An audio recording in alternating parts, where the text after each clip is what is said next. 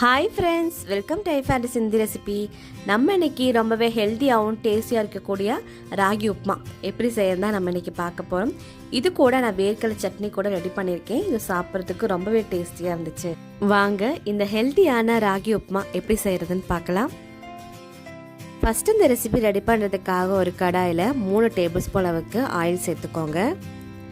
இப்போ இது கூட 1 டேபிள் ஸ்பூன் அளவுக்கு கடுகு சேர்த்துக்கலாம். கூடவே உளுந்தம்பருப்பு வந்து 1 டேபிள் ஸ்பூன் அளவுக்கு சேர்த்துக்கோங்க. இப்போ கடுகு நல்லா பொரியட்டும். பொரிஞ்சதுக்கப்புறம் இது கூட 1 டேபிள் ஸ்பூன் அளவுக்கு கடலைப்பருப்பு சேர்த்துக்கலாம். கூடவே ஒரு 1/4 டேபிள் ஸ்பூன் அளவுக்கு ஜீரகம் சேர்த்துக்கோங்க. கூடவே 1 டேபிள் ஸ்பூன் அளவுக்கு நம்ம நெய் சேர்த்துக்கலாம். நெய் சேர்க்கும் போது அந்த உப்புமா வந்து ரொம்பவே டேஸ்ட்டாக இருக்கும். இப்போ இது கூட 1 டேபிள் ஸ்பூன் அளவுக்கு இஞ்சி வந்து நீல வாக்கில் கட் பண்ணி வச்சுருக்கேன். அது இது கூட சேர்த்துக்கலாம். இஞ்சி சேர்த்துட்டு ஒரு நிமிஷம் நல்லா வதக்கி விட்டுக்கலாம். இப்போ இது கூட 2 பச்சை மிளகாய் வந்து நீல வாக்கில் கட் பண்ணி வச்சுருக்கேன். அது இது கூட சேர்த்துக்கலாம். கூடவே 1 கப் அளவுக்கு பெரிய வெங்காயம் வந்து நீல வாக்கில் கட் பண்ணி வச்சுருக்கேன். அது இது கூட சேர்த்துட்டு நல்லா வந்து வதக்கி விட்டுக்கோங்க. நார்மலாக நம்ம உப்புமா செய்கிறதுக்கு கோதுமை ரவை இல்லைன்னா ரவையில் தான் நம்ம உப்புமா செய்வோம். இன்றைக்கி வந்து ராகி மாவில் ஹெல்த்தியாக வந்து நம்ம உப்புமா ரெடி பண்ணியிருக்கோம். இது சாப்பிட்றதுக்கு ரொம்பவே டேஸ்டியாக இருந்துச்சு. கூடவே நம்ம கொஞ்சமாக வந்து கருவேப்பிலை சேர்த்துக்கலாம். இப்போது நல்லா வதக்கிக்கலாம். அந்த வெங்காயம் வந்து ரொம்ப செவக்க வதக்கணும்னு அவசியம் இல்லை. இப்போ இது கூட ஒரு 1/2 டேபிள் ஸ்பூன் அளவுக்கு சால்ட்டும் 1/4 டேபிள் ஸ்பூன் அளவுக்கு பெருங்காயத்தூள் சேர்த்துட்டு நல்லா வந்து மிக்ஸ் பண்ணி விட்டுடலாம். இப்போது வெங்காயம் வந்து ஓரளவுக்கு வதங்கிருச்சு. இப்போ இது கூட ஒரு பெரிய தக்காளியில் ஒரு அரைவாசி தக்காளி வந்து நல்லா பொடியாக நறுக்கி வச்சுருக்கேன். அது இது கூட சேர்த்துக்கலாம். இல்லை சின்னதான தக்காளி இருந்துச்சுன்னா நீங்கள் வந்து அந்த தக்காளி வந்து முழுசாக சேர்த்துக்கோங்க. இப்போ இந்த தக்காளி வந்து நல்லா மசிஞ்ச அளவுக்கு நல்லா வந்து வதக்கிக்கோங்க.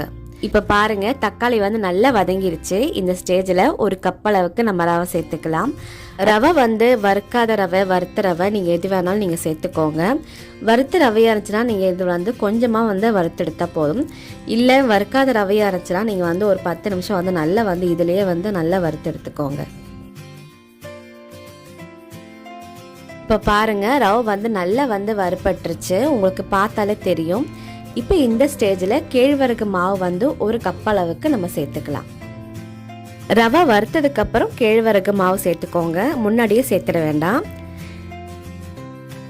இப்போ இந்த ரவையோடைய கேழ்வரகு மாவு நல்லா வந்து வறுபட்டு வரட்டும். இப்போ நல்லா வந்து வறுத்தெடுத்துக்கலாம்.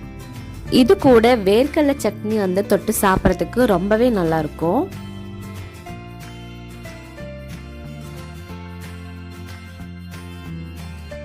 இப்போ பாருங்கள், நம்ம சேர்த்துருக்கிற ராகியும் ரவையும் நல்லா வந்து வறுபட்டு நல்லா உதிரி உதிரியாக வந்திருக்குது பாருங்கள்.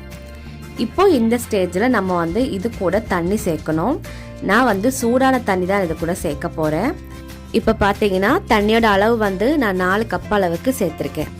அப்போ தான் நம்ம சேர்த்துருக்கிற அந்த கேழ்வரகு ரவையெல்லாம் நல்லா வந்து வெந்து வரதுக்கு கரெக்டாக இருக்கும்.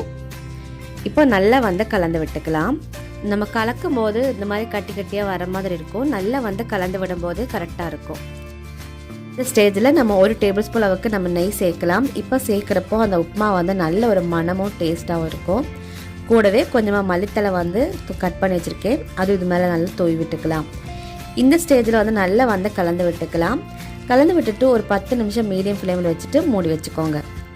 அப்போ தான் நல்லா உதிரி உதிரியாக வரும். இப்போது நான் ஏற்கனவே முந்திரி பருப்பு வந்து நல்லா நெய்யில் வறுத்து வச்சுருக்கேன். அது இது கூட சேர்த்துட்டு நல்லா வந்து கலந்து விட்டுக்கலாம்.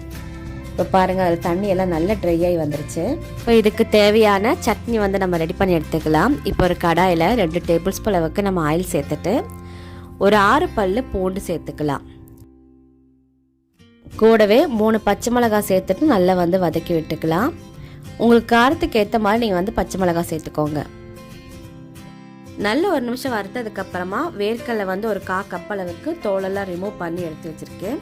அது இது கூட சேர்த்துட்டு நல்லா வந்து வறுத்து எடுத்துக்கலாம்.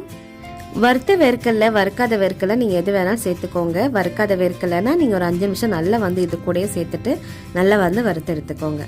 இப்போ பாருங்கள், ஒரு 2 நிமிஷம் வந்து நல்லா வறுத்து எடுத்தாச்சு. இப்போ ஃப்ளேம் ஆஃப் பண்ணதுக்கப்புறமா இது கூட 1/2 கப் அளவுக்கு துருவின தேங்காய் சேர்த்துக்கலாம்.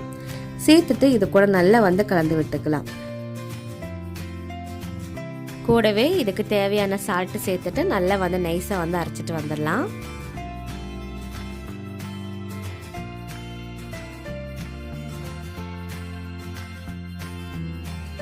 இப்போ பாருங்கள் உப்புமா வந்து சூப்பராக ரெடி ஆயிடுச்சு. இப்போ நம்ம அரைச்சி வச்சுருக்க தேங்காயில் கொஞ்சமாக தாளிப்பு சேர்த்துக்கலாம்.